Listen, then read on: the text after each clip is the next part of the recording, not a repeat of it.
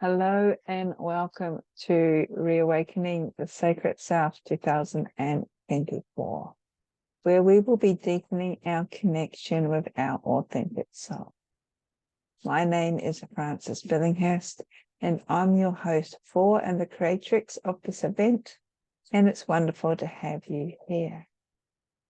Now, before I go any further, I would just like to acknowledge that I'm coming to you from Ghana country, here in South Australia, where the Kaurna people of the Adelaide Plains are the traditional custodians of this land. So Mani Napadni, welcome from my land to yours. And also welcome to this year's Reawakening the Sacred Self. If you've had an opportunity to watch the opening ceremony, I did mention just prior to that a little bit about the vision that I had for this event, as well as my own personal work through the Mystical Soul Academy, which is a tapestry made up of many threads that run through what I do, including my three main interest areas, being the mythic, being the metaphysical, esoteric, and also the mystic.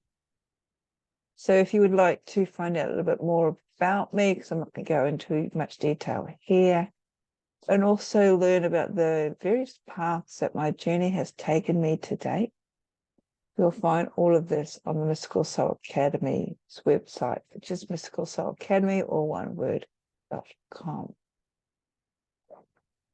So I'm just going to share my screen now, because originally, when I was preparing for this conference, I was going to include this presentation together with the opening ceremony. However, I've decided to record them separately. So here is my own personal presentation entitled Creating an Authentic Connection Back to Your Soul, which I guess is a really great place to start, considering this is what our conference is all about. So why don't we look at what a soul is? Now, I realize that this is no mean feat, because there's many interpretations, many descriptions, depending on, say, spiritual teachings, religious background, even the ancient mystery school, the interpretation of those teachings that may actually be the underpinning foundational inspiration from what religions today have been built upon. So what I present here, hopefully, is a summary, I guess, of what I have personally discovered, which in itself tends to actually open a portal to more questions being asked than answers being received. And maybe that is what soul work is actually all about. This perpetual questioning, expanding how we perceive things, including our own place in that greater whole. So without further ado, let us start by first having a look at Wikipedia, how it describes the soul. And it describes the soul as the spirit or material part of man, the seat of human personality, the intellect, will, and emotions, regarded as an entity that survives the body after death. That might be well and good. However, from a more esoteric perspective, the soul is the immaterial essence and totality of who you are as a human, and also at a human level. In other words, it is your authentic or true self, your soul. All life at its very core level, we know, is energy. It's made up of energy. So this means that the soul is the whole of this energy, the expression of the divine, which we call spirit. As this force emanates, moves, and even speaks to us. The soul is said to be the source of our intuition and higher knowing. Krista McKenna, who's a psychologist and also a shamanic teacher, mentions that it is our soul that provides us with a kind of inner voice, a moral compass, and direction. It is our soul that we hear as that inner voice reminding us that there is more that we can become. It is also our soul that suffers when we do not nourish it, when we do not integrate our spiritual component or any spiritual component into our lives, thus striving to give our lives more meaning and purpose.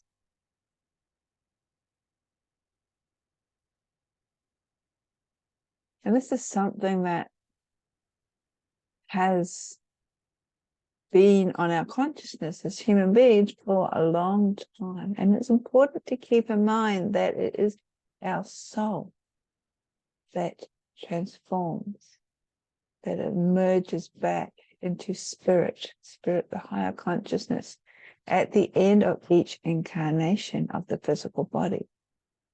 And in the Bhagavad Gita, which is an ancient Indian or Hindu text, it clearly states that the soul is never touched. It is immutable, all-pervading, calm, unshakable. Its essence is eternal. In other words, our soul is energy, life force energy. As it is never created, it therefore can never be destroyed, only transformed, just like energy. This also means that our soul can never die. And this is important to consider, especially here in the West, because we often hear about lost souls, when in truth, our soul never gets lost, so to speak. It is us who loses our connection with the soul.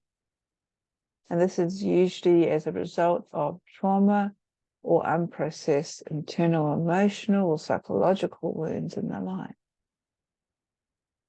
And a good analogy that can be used when we're talking about our soul is that it can be likened to the sun or the moon. It is always there. However, we may not see it because it could be obscured by trees or high-rise apartments or even clouds, which could be an allergy for our thoughts, our beliefs, and our traumas. Another thing about the whole concept of the soul, this may actually be a contradiction to what we have been taught, is that as everything around us is energy, could this actually imply that each and everything is also having a soul, having its own uniqueness, not just in appearance, but also in energy? Everything has its own specific suchness that differentiates it from other things. Even our earth, Gaia, has a soul. At least according to numerous philosophical, spiritual, religious teachings, the world soul is the animus mundi, or the universal soul, because it encompasses the sum total energy of all beings. And when it comes to the soul, it is thought that the soul and the spirit are same things. However, when I was first walking this path, exploring esoteric sciences back in the 90s, it was taught back then that the soul and spirit are separate. The soul, in a way, is sort of connected with the earth. It is connected with the earth because it is a doorway to the mysteries of the personal unknown. The spirit, on the other hand, is connected to the heavens, to the cosmos. And this is because it is the ultimate divine spark that opens the door to the boundless one, or oneness of the all. And here we have this quote from Carl Jung, that we are but a single pearl within the great chain of being, the soul of the world, the anima mundi.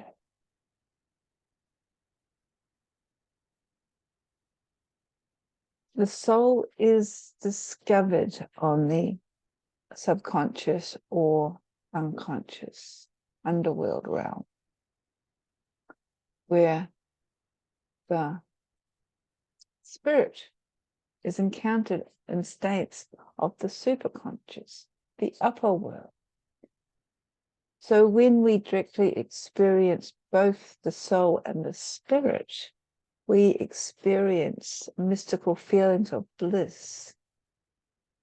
But it's important to keep in mind that the soul is also connected with wild dreams and ecstasies and vision, while the spirit relates in that experience of pure, illuminated, content-free oneness. Another way of looking at the difference between the soul and the spirit is say that the spirit can be likened to a dark room where the soul is the candle and the spark of light in that dark room. This light that our soul is consciousness or spirit, that it may be aware of itself. They are not separate from each other, as they both appear in the same space. The soul is effectively using the oxygen and the space of the spirit in order to fuel itself. The concept of the human soul is that it calls us towards our individual and unique relationship to the world. This in itself seems to indicate an idea of opposites, the unique on the one hand and the universal on the other. Yet each soul, each thing in its soul aspect, actually is an expression of spirit. And as such, it serves as an agent. Therefore, our individual relationships with spirit and soul are not contradictory. They are not opposites. They're actually, in fact, complementary. This means that the complete spirituality that embraces our relationship with both soul and spirit is not separated. And it also is not one or the other. It can be very much likened like the Taoist yin-yang symbol. These two realms of spirituality, the soul and the spirit, effectively need the other in order to form that perfect whole, that completion. And each on its own is actually incomplete. In other words, the soul must serve as the agent of the spirit. Otherwise, spirit is incomplete without the soul. This means that when we connect with our soul on a more authentic level, we actually are serving spirit, the higher self, the universal oneness. And this, at least to me, is a very important aspect, this element of serving spirit, because it's not ego. It is not about how many likes or followers we may have on social media when we do a spiritual meme. Nor is it even about creating or being the largest global community, because it's about service, it's about what we do. Regardless of whether we are a world leader, an inspiration, or simply an individual going about their daily life, making space for this ebb and flow which is all around them. But of course, we do need visionaries and way showers. However, each and every one of us also needs to do the work, needs to connect back to the authenticity of our own souls, to reconnect and to plug ourselves back into that cosmic matrix, which, so it seemed over the last 100, even thousands of years, we as a species, as a race, have been slowly disconnecting ourselves from. If we are all ultimately seeking spiritual enlightenment, we also need to ensure that we do not strive to achieve this at the detriment of our earth-bound consciousness. We all have incarnated in this physical form, in this physical realm, for a reason. And mostly that is due to experience something, to feel, to connect with that ultimate source of the all in this realm. And that actually is Mother Earth. It is interesting to note that since the dawn of time, philosophers, saints, poets, mystics, sages have all referred to the ultimate purpose of the soul by many names. And that is to achieve enlightenment, order nature, Christ consciousness, illumination, Bushka, liberation, oneness, as individual conduits of spirit. We are ultimately trying to return back to the joy of unity once more. And when this much sought after enlightenment occurs, the individual soul merges or dissolves back into the universal spirit. The sense of separation, of individualization, dissolves.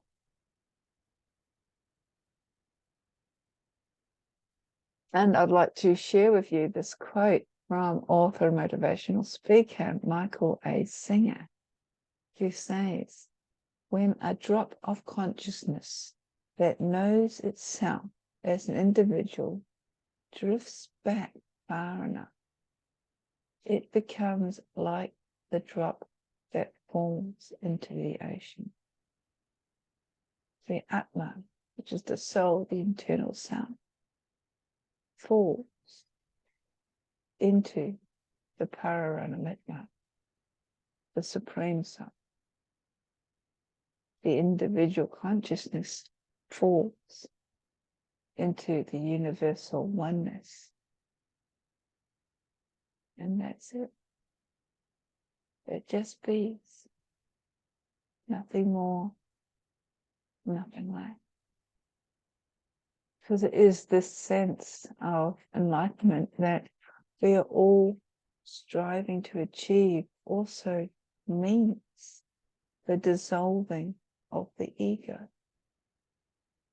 That aspect of our own self, which is built up or has built up our individual identities that likes control, to manipulate, to run away from, to cling on to fear life.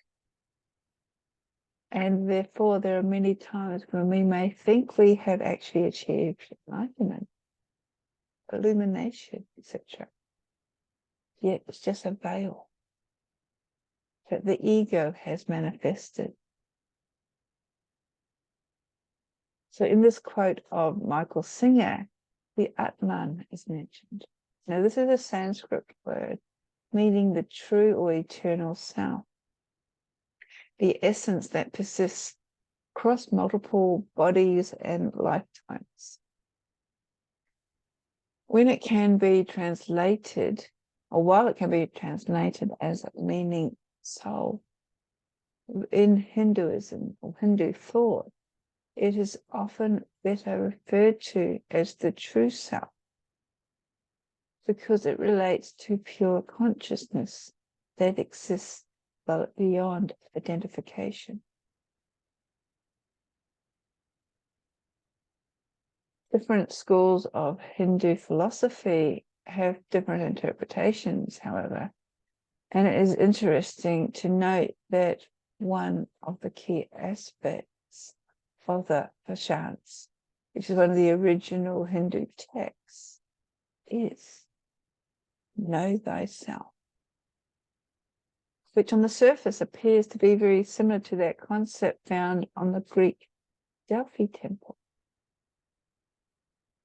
However, the know thyself from the Hindu philosophy actually refers to know one's true self, that which underlines thy ego, and to find it and to know it in the highest, in the eternal self, in the one, without second,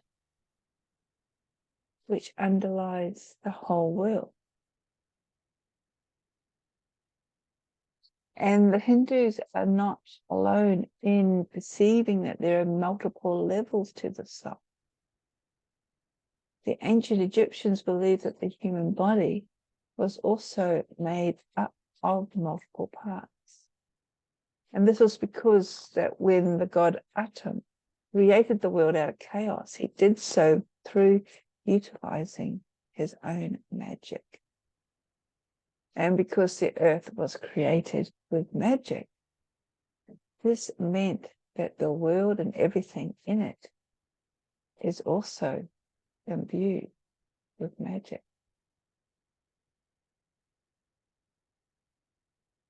So, according to the Egyptians, when the humans emerged, this magic took the form of the soul.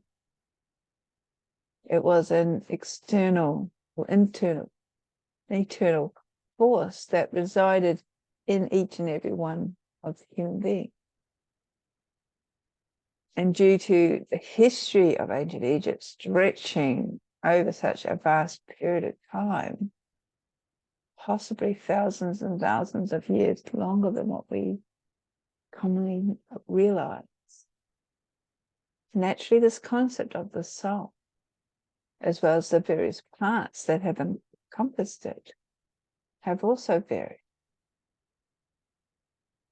And it's interesting to note that in the funeral texts that we have today, there are numerous words being used to describe various aspects or elements of the soul. Starting off with the ket, the physical body, the physical form that had to exist so the soul, which is the car, often depicted as the bird, as we see on the left, so the car can have intelligence or the chance to be judged by the guardians of the underworld. And in this way, the ancient Egyptians believed it was necessary to preserve the body, so they invented mummification. And this way, before the person could be judged by the gods, they had to be awakened through various rituals, including one known as the opening of the mouth, in which each specific sections of the body had to be emanated so that the spiritual body could move through to the afterlife. There's also the Sa, which is the spiritual body that forms after these rites and ceremonies have been observed correctly, and that the deceased has actually been declared worthy to pass through into the afterlife. Then there's the Ren, which is the name or the identity. And according to the ancient Egyptians, the name was an essential aspect of individuality and also central to one's survival after death. So there was a direct connection between someone's name and their path that they chose in the underworld, their survival, in order for them to come back into this world. And this could be one of the reasons why we see a number of statues throughout ancient Egypt or monuments where the name or the face has been chiseled off, has been obliterated. Because in doing this actually destroys the sacred connection between an aspect of the soul and the person's spirit as it moves through the afterlife. And when this defacing occurred, it actually hindered the person's prospects in the afterlife. We have the Ba, which is the personality, containing everything that makes an individual unique. And the Ba is also depicted as a human-faced bird. And the face of the human is often the deceased face. And it is the Ba that is not just a part of the deceased, but is actually a deceased, at least according to the coffin text. And we mentioned the Ka earlier, which is the double or the vital essence of the deceased that leaves the body, and it needs to be nourished and sustained. And this is why, especially in some of the temples that Ramses and Seti I built, there are special alcoves where food and drink were placed.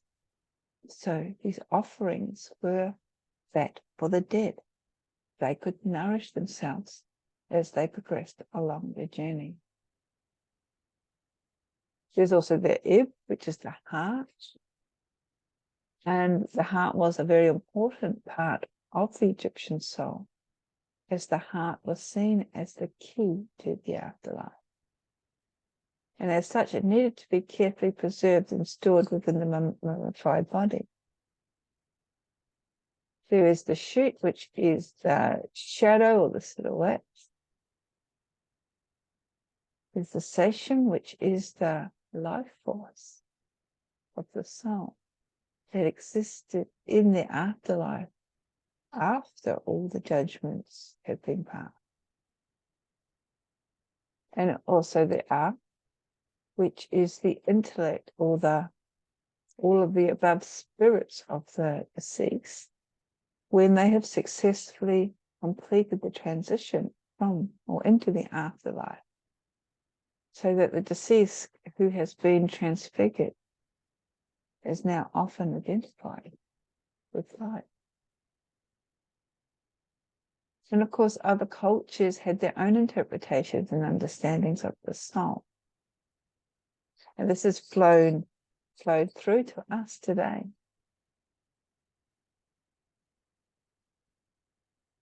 However, I guess there's not really time here to look into other interpretations, because I wanted to now move into looking at ways of how we can connect with our authentic soul And I have broken these down into 3 sections: the physical, the emotion, and the mental. Physical is the body, the emotion is the heart, and the mental, of course, is the mind. So I won't read all of these out from the screen, but these are ways how we can connect back to that sacred aspect of our soul. Firstly, of course, being out in nature. Now, this can be ranging from just walking along the beach, your local park, gardening, to doing a vision quest. Whole range of things to get out in nature.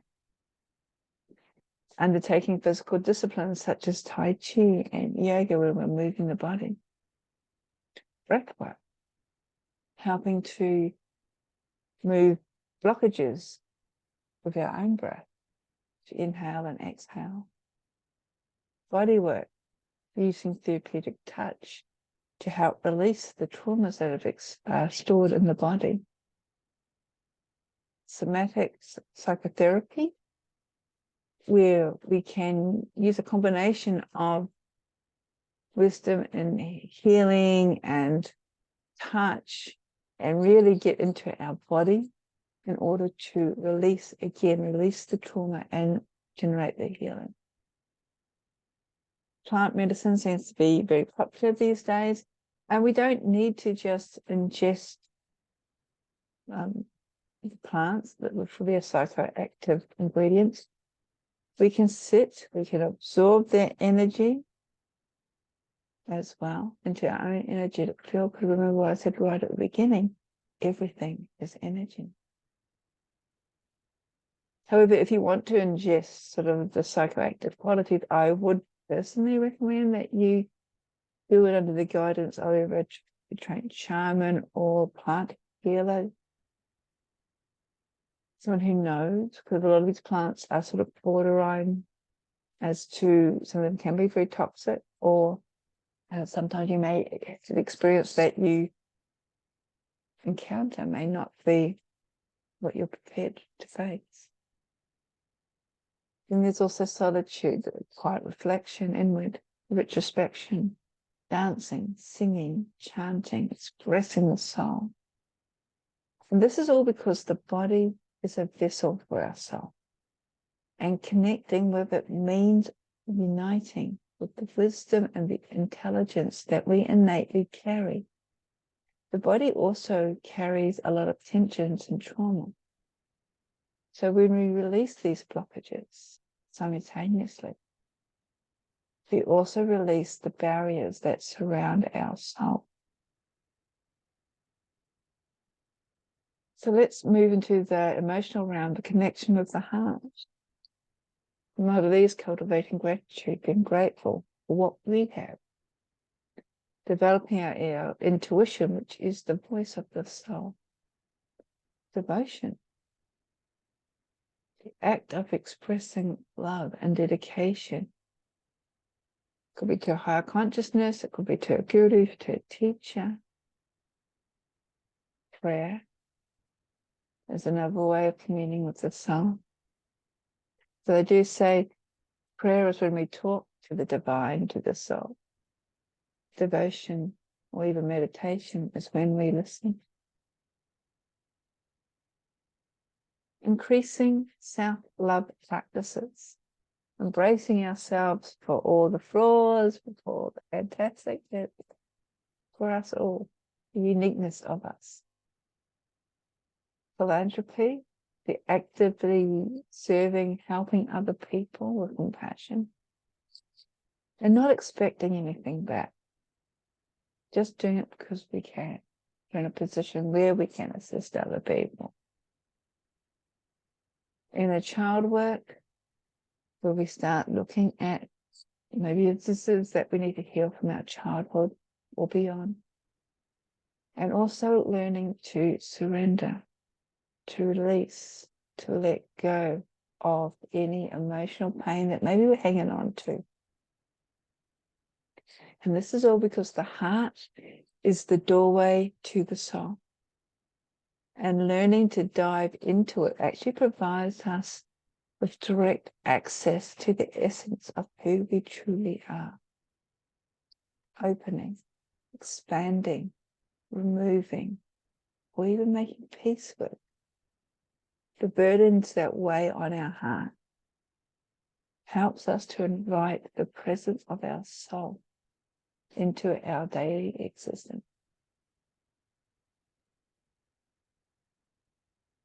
And now finally, the mental realm with our mind. I mentioned this earlier, meditation. This is when we allow the soul to speak to us through thought awareness. Being mindful, paying attention, being present in the moment of all the sensations around it. Journaling, sort of self-reflection through writing down our thoughts and exploring our inner self. And this could also stem into shadow work, which often is viewed as exploring one's internal demons that tend to block the soul. There are many ways of doing shadow work these days.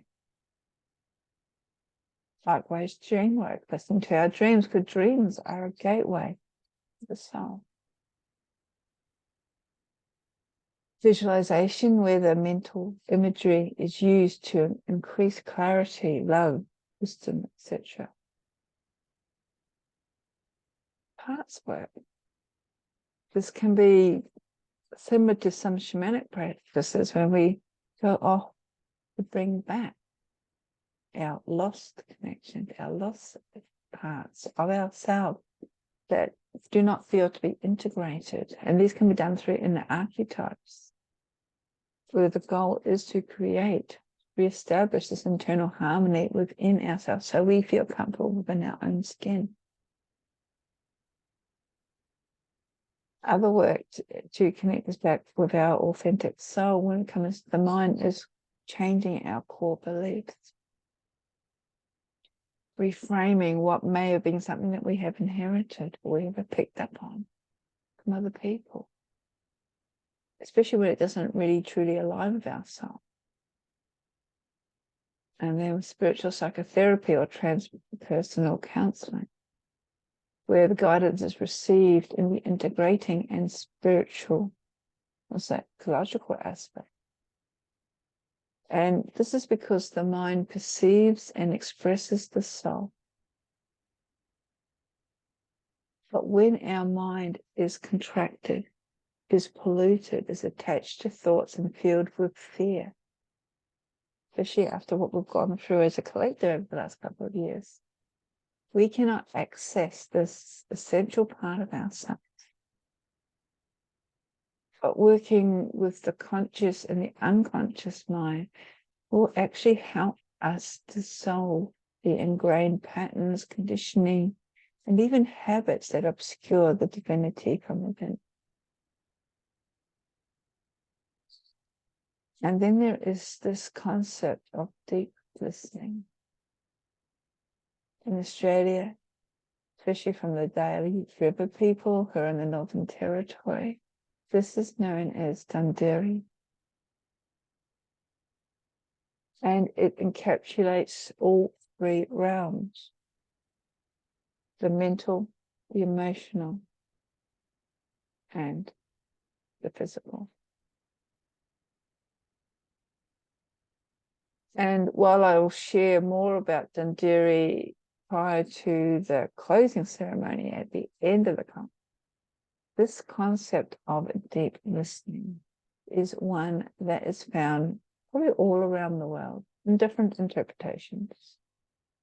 Even for us in the West, we may be more familiar with the word or concept of contemplation. Yet Dundiri is more. It takes us deeper. It takes us back to our deep, authentic soul. Or at least that's my interpretation of it. Each one of us is different and unique. We will have our own way of connecting with our authentic soul. And for some of us, this is actually a lifetime journey.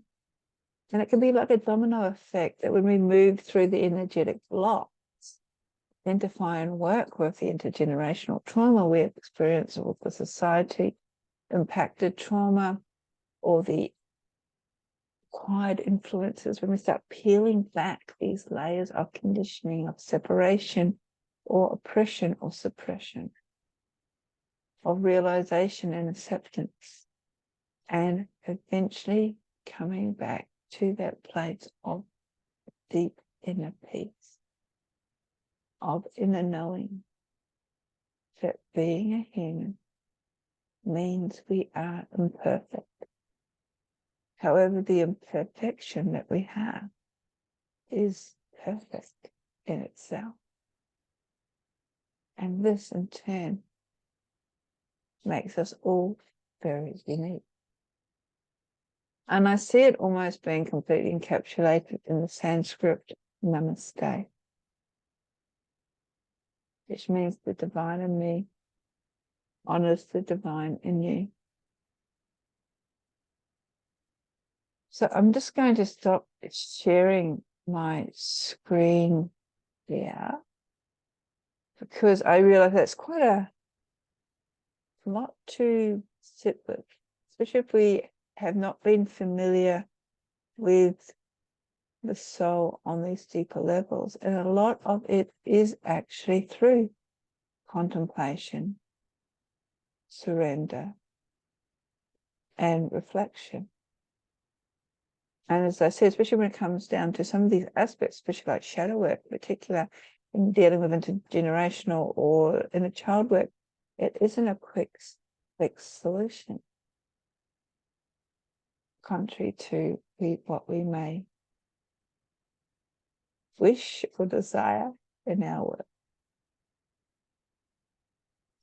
So what I would like to share with you now, so this is my webpage, the Mystical Soul Academy.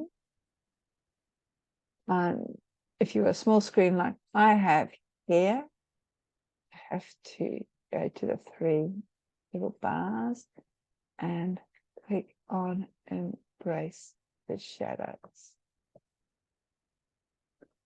because I have a special offering that I just want to spend a few moments talking about, because I'm running my Embracing the Shadow and Rebirthing the New course again this year. And it will be commencing on Thursday, the 4th of April, which may actually equate to Wednesday, the 3rd, depending on where you are in the world.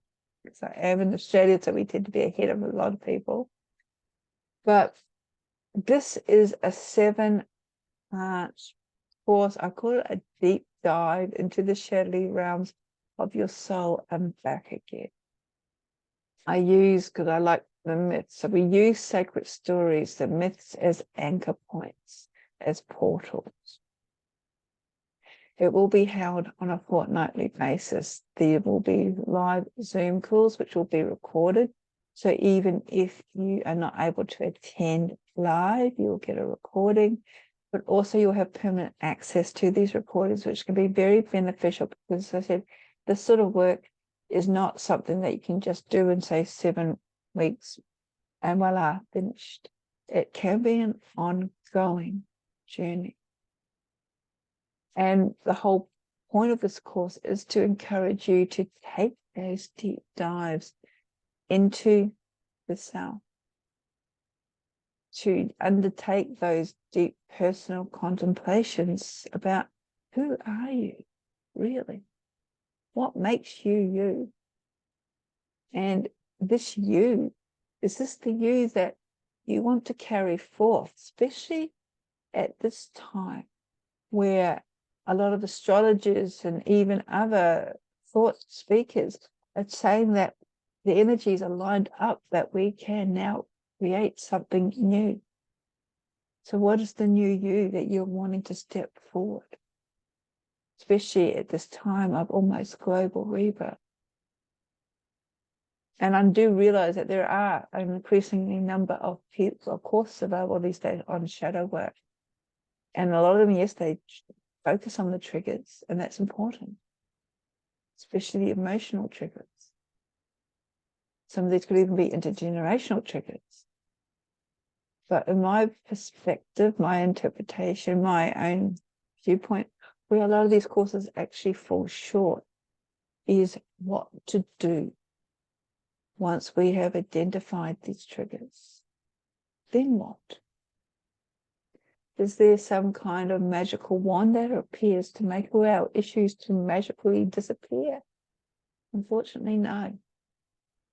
In reality, if we are brutally honest, such work, especially on this deeper level, often sets up a domino effect. That when we change, say, one aspect, we soon realize that we've got all these other aspects that also need to be changed. It's almost like we paint one wall in our house and then realize it makes the whole house jaggy. So we have to go through and completely renovate. And I suppose in a way, that's what we are doing. We are renovating ourselves. And as this sort of takes on motion and momentum, we then realize that everything that has once been familiar to us is falling apart. In this current global situation, we can see it externally. So I can sort of vouch for it internally, because the same thing happened to me about 7 years ago. And one major event in my life, and I talked about this last year at Reawakening the Sacred Heart, when I was diagnosed with cancer. Thankfully, it was at an early stage, but the domino effect. I said 7 years out, 8 years out, and I'm still, I would say feeling it, but the repercussions are still vibrating outwards. And if I've learned anything over these years, that is in order to re-emerge as this butterfly, to go through our chrysalis and come out the other side, we need to surrender, to allow that caterpillar, old self, to completely dissolve into mush. And that's what happens to the caterpillar inside the chrysalis. It goes into this mush before it transforms and emerges as the butterfly. No one talks about the mushy bit. This course does. I do. And sometimes we just need to sit in the mush. And as I said, this could be an ongoing journey. So I'm not going to go through every single thing here, running out of time, but you can flick on, say, the web address, mysticalsoulacademy.com/embrace-shadows. It goes into what you can expect. The goal is, it is sort of a container for self-work. And over each module, held as a fortnightly basis. So in totality, there's 14 weeks, but there's 7 modules, each held on a fortnightly basis, because from my perspective, it takes about a fortnight for energies to start shifting. Some people can take longer, some people can take quicker times. And this is another reason why you get a copy of all the videos. And we just look at the myths and the stories in it. We actually discuss and start off with the ancient Sumer myth of the descent of the goddess with Inanna and Ishtar. It's a very standard myth, very common myth for this sort of work. But we revisit it at the end. We become Inanna walking into the underworld, and then we ascend. We also do a similar thing with the Persephone myth as well, because she sort of descends as Kore, the maiden, doesn't even have a name. Then she steps into her own identity as Persephone before she merges out. We look at Kali. She's one of my favorite goddesses, because she, though she's frightening and terrifying, she challenges us.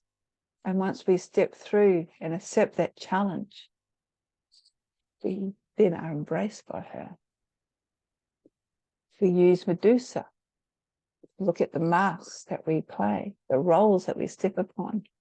We also go into a shamanic, or it's based on a shamanic teachings called the soul retrieval, a bit like parts therapy, where we try and find what parts we have hidden, disconnected from, lost touch with. And I talk about, especially from a shamanic point of view, a traditional shamanic point of view, as to what soul retrieval is meant to be. But because I'm not trained in shamanism, we're doing a journey that will be based on what I am trained in, using, and so it's very similar to soul retrieval through a shamanic practice. We also look at intergenerational ghosts or traumas. These are what we have inherited from our ancestors, whether we are aware of them or not. And this is something that's very in that forefront at the moment. We're seeing that played out on a global stage. We can see it being reflected back at other people's, often without people realizing. And I said, especially in the psychological realms, this is a very popular topic, because I think, and even trauma itself in the last 10 years, is getting a lot more publicity about, people talking about it more. I think because we have realized we need this work to be done. And now is the proper time to be doing it. As I mentioned, the end module is Anana's ascent, and the integration, as I said right at the beginning, is where I feel a lot of this work actually is missing.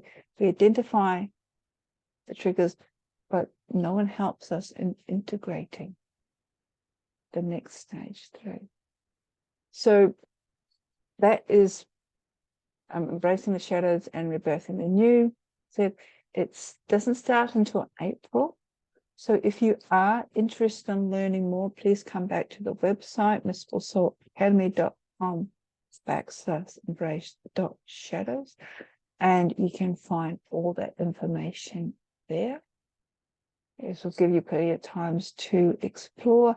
And while it would be ideal to be part of the live Zoom calls, I do realize and appreciate, with me being at the bottom end of the world, this can be difficult for some people. This is why everything is recorded, because it's something that we can go back to again and again and again. Anyway, I'm going to stop my share now. And I think I have talked enough. So thank you for listening. I hope we've been talking about the soul, that's given you something to sort of think about, concepts that may not have heard about before. And what I'd like you to do now is just sit back and enjoy all the other exciting presentations that will be available, not only today, but also for the rest of the conference. So take care. Thank you for participating. And I'll see you soon. Blessing.